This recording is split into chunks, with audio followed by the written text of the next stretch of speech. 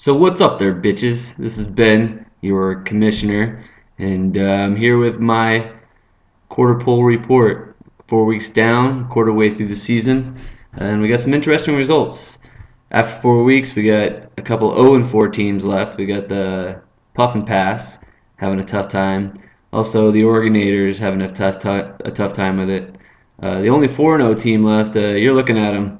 It's been over a year since I lost my last game, so watch out, fellas. Got some real contenders. I kind of made a list of some contenders. First of all, you got yours truly, who's got some pretty good offensive production, um, and definitely some good depth at wide receiver and running back with a serviceable D.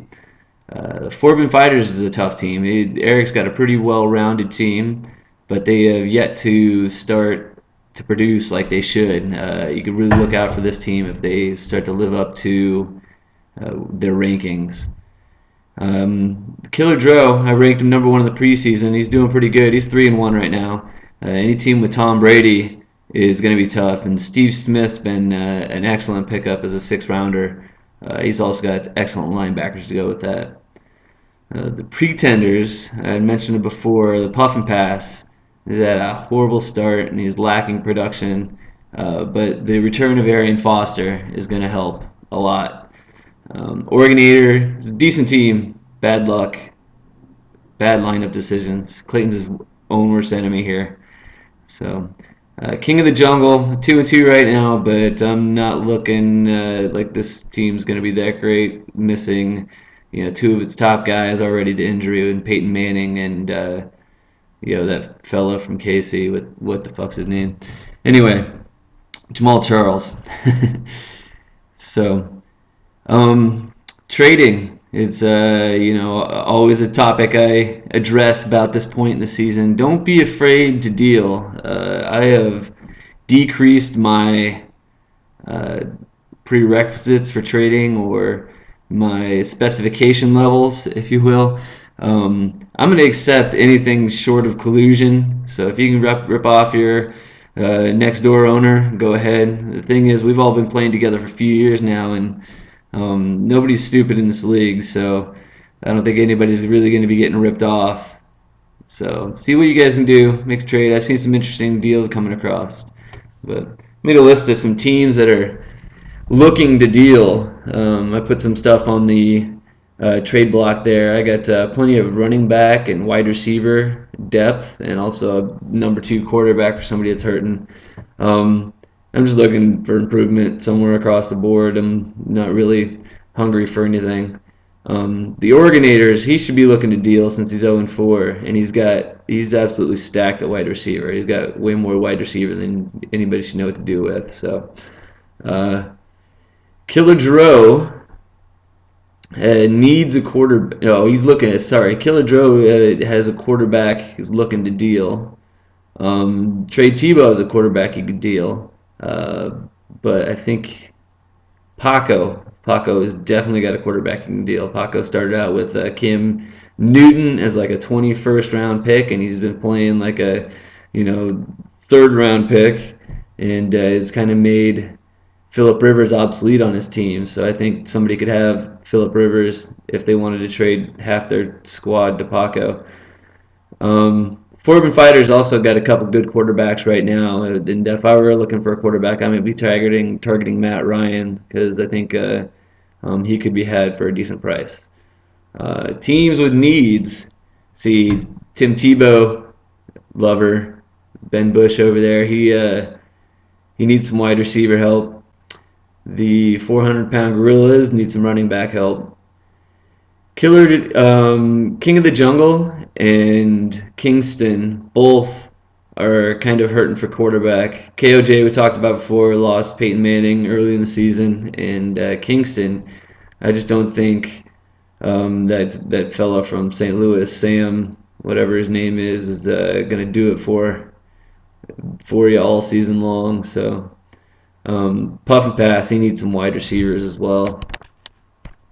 So the bye weeks start this week, weeks 5 through week 11. This is going to really test your mettle as an owner. You can't start any players that are on a bye week. You're going to get 0 points for an illegal lineup, so don't do it. These that's I made a list here of some of the top and bottom players in my opinion through the first 4 weeks of the season. I'm going to talk about these guys a little bit. Talk about this guy a little before, Cam Newton. This guy, he was a sixth pick of the 21st round. Um, and he's got 121 points so far in the season.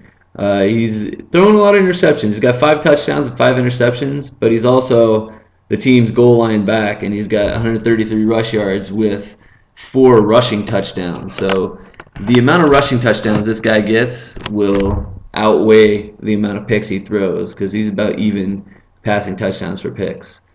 Another guy I like obviously is Matt Stafford. He was a 5th round pick, and he's throwing like a top 4 quarterback there. He's 1,217 yards, but he's 11 touchdowns at 3 interceptions. So, 12th pick of the 5th round. That's what it was. So, Philip Rivers, I mentioned him before. He's my underperformer of the quarterbacks. There's a lot of people that could fit in here, but I'm trying to look for somebody that was picked high and has played pretty poorly.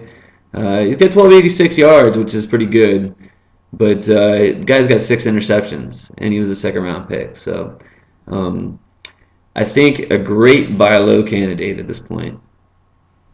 So running backs that have elevated their team to this point in the season is Darren Sproles. This guy is not rushing for a ton of yards, but he's got 75 points at this point in the season, and he was a 19th round pick. He is a triple threat. He's getting kick return, punt return, he's receiving the ball, and he's running, and he can shake anybody out of their shorts, man. This guy's quick. So Fred Jackson, I thought, is playing pretty well for a 3rd-round pick. He's up there leading, or not leading the running backs, but up there at the top with 83.6 points at the moment. So he's got 4 touchdowns and 369 rushing yards with 147 receiving yards. So it's pretty good. And the pooper is no Sean Moreno. He's been a bit injured, but yeah, I don't like anybody much on Denver right now. A little inconsistent. Maybe that Eric Decker guy. Who the fuck's that guy? uh, Anyway, receivers. Wes Welker. What a little freaking stud, man. 40 receptions, 616 yards, 5 touchdowns, 4th-round pick. What a stud. Steve Smith also, a lot of people consider this guy dead, but you put a guy with a strong arm there to get him the ball. 530 yards and 2 touchdowns, 74 points so far. On the other side is Roddy White. Roddy White's still a great receiver, and he's going to have a good year, but he's not scored the points that he should to this point of the season. He's got 302 yards and 1 touchdown. He's only scored one game over 100 yards, though. And he was the 11th pick of the 1st round. I definitely want a lot more of my 1st-round picks than that. Tight end I like is Ron Gronkowski. It helps to be a homer in this point because I didn't really see this one coming, but Eric, he sure did because he loves them Patriots. See Stephen Ridley on his roster as well. This guy's got 5 touchdowns, and he's a 9th-round pick. So Antonio Gates is obviously the underperformer of the season thus far. He was the first tight end off the board of the 3rd-round pick, and he's played in 1 game and had about 7 points. So defensive linemen, the guys I like and don't like are both from the same team. You got Juan Pierre-Paul, former 1st-round pick. He was a 12th-round pick, and he's got 56 points so far, 4.5 sacks. But he basically got his shot to play because Justin Tuck has been out, and he's only got 15 points, and he was an 8th-round pick. He was the first defensive lineman off the board. So linebackers, we got Pat Anger. He was undrafted. He was a great waiver wire pickup. This guy, Brackett got injured. He moved in the middle. He had 20 tackles against 20 tackles the other night. He's really racking them up. So the guy that's not been performing so well is Lawrence Timmons. He's had 1 good game, but he was the 2nd linebacker off the board, and he's got 40 points to this point. And he was a 6th-round pick. DBs, Retardius Webb. You see him pick 6 against the Jets the other night. It was ugly. He's got 75 points so far. He's leading DBs and scoring as a quarterback's getting a shitload of tackles, making some turnovers, and he was undrafted. Eric Berry was the first DB off the board. Of course, he got injured in the first game, 0 points, and it's tough to pick out a guy that's injured, but it really sucks to, when you're the first of that position off the board, you're supposed to be the best one. So, um, all right, we got some good matches coming up this week. First of all, we got the 400-pound Gorillas versus Benny and the Jets. B&J is 4-0 right now. 400-pounders 2-2. But if you remember right, week 3 last year, 400-pound Gorillas was the last team that beat B&J in a fantasy football match. So maybe you could make it 2 years in a row. Kingston versus Puffin Pass. Not the best two teams in my opinion, but they're cousins, so it should be interesting. The real game of the week, though, is Forbin's Fighters versus the Worldly Warriors. Both these guys are 3-1 and at the top of their divisions and looking to go 4-1. So, all right, guys, I'm gonna wrap that up and have a nice day. Enjoy the ass whoopings. Don't lose too much. Good nights.